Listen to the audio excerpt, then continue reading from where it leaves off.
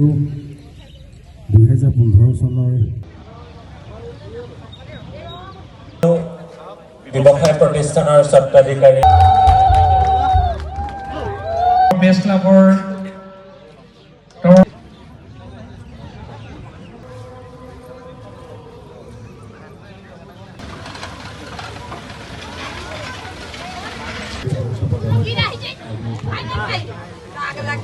বেয়া নাপাতে ফটো মাৰি দিব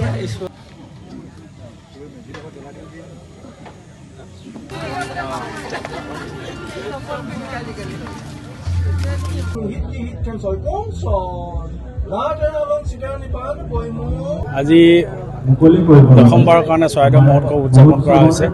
আজি এই চৰাইদেউ মহোৎসৱৰ যি দশমবাৰ অনুষ্ঠিত কৰা তাৰ উদ্দেশ্য হৈছে আমি 2015 চনতে এই মহোৎসৱ জন্ম দিছিলোঁ আৰু এই মহোৎসৱৰ জৰিয়তে যাতে আমাৰ এই চৰাইদেউ অঞ্চল কেনেধৰণে হাইলাইট কৰিব পাৰি, কেনেধৰণে আমি ধৰি লওক প্ৰচাৰ কৰিব পাৰোঁ, প্ৰচাৰ আৰু প্ৰসাৰতা বঢ়াব পাৰোঁ, এনেকুৱা ধৰণৰ মানসিকতাই এই চৰাইদেউ মহোৎসৱ আমি উদযাপন কৰিছিলোঁ। কিন্তু পৰৱৰ্তী সময়ত এই চৰাইদেউ মহোৎসৱ আমাৰ বিশ্ব ঐতিহ্য ক্ষেত্ৰত এটা মাইলখুঁটি হিচাপে পৰিগণিত হ'ল। যিহেতু আজি চৰাইদেউ মহোৎসৱৰ লগতে আমাৰ যিসকল আমাৰ বিভাগীয় চৰকাৰী বিষয়া আছে, সেই বিষয়াসকলৰ যি প্ৰচেষ্টা যেনেধৰণে অব্যাহত ৰাখিছিল, লগতে আমাৰ মাননীয় মুখ্যমন্ত্ৰী হিমন্ত বিশ্ব শৰ্মা ডাঙৰীয়াই 19 চনত চৰাইদেউ মহোৎসৱলৈ আহি 25 কোটি টকা দিছিল আৰু সেই 25 কোটি টকাৰ এই অঞ্চল বিভিন্ন ধৰণৰ উন্নয়নৰ লগতে যিখিনি কাম কৰিব লাগে বিশ্ব ঐতিহ্য ক্ষেত্ৰৰ কাৰণে যিখিনি প্ৰয়োজন সকলোখিনি গঢ়ি তুলিবলৈ সক্ষম হৈছিল বিভাগীয় বিষয়াসকল। লগতে এই অঞ্চল আজি বিশ্ব ঐতিহ্য ক্ষেত্ৰ কৰিবৰ কাৰণে বিভিন্ন দল সংগঠন স্থানীয় ৰাইজ বিভিন্ন অনুষ্ঠান প্ৰতিষ্ঠান অনুষ্ঠিত কৰি যাতে আমাৰ যি পৰম্পৰা এই পৰম্পৰাৰ অটুট ৰাখি যাতে এই বিশ্ব ঐতিহ্য ক্ষেত্ৰ এটা সাংস্কৃতিক ভাৱে স্বীকৃতি পাবলৈ যি প্ৰয়াস কৰা হৈছিল আমি সফল হ'লোঁ। 2024 চনৰ 26 জুলাই তাৰিখে আমাৰ এই বিশ্ব ঐতিহ্য ক্ষেত্ৰৰ স্বীকৃতি পালে।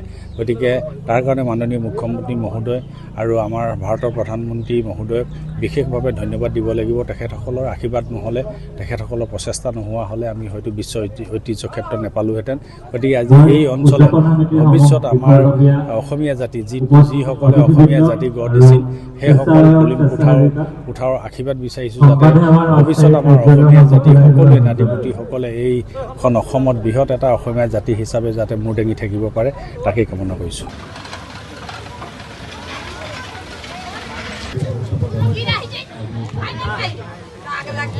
বেয়া নাপাতে ফটো মাৰি দিব